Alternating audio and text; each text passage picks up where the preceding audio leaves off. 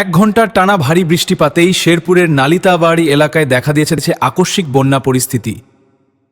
অতিরিক্ত বৃষ্টির পানিতে ইকো পার্কের বিভিন্ন অংশ তলিয়ে যায় এবং আশপাশের বসতবাড়িতেও পানি ঢুকে পড়ে।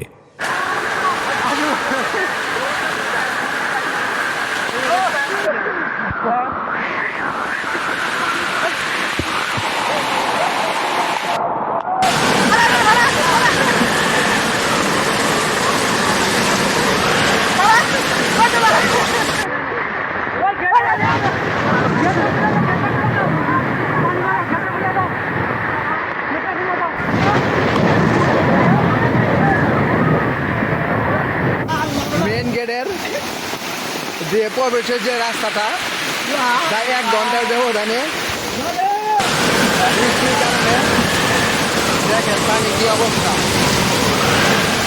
মজুলা ইকো পার্কের মেন গেট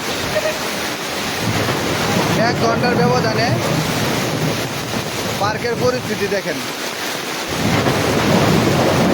আর মেন গেটে তো ঢুকাই যাচ্ছে না। এই যে আমাদের ছোট পকেট গেটটা দেখেন কি অবস্থা, দেখেন পকেট গেটটা দেখেন, পকেট গেটের অবস্থা দেখেন, পানি শুধু পানি আর পানি। দেখেন পানি কি অবস্থা, বলুন পানি কি অবস্থা দেখেন। আমাদের মজুলা ইকো পার্কের বন্যার পরিস্থিতি দেখেন।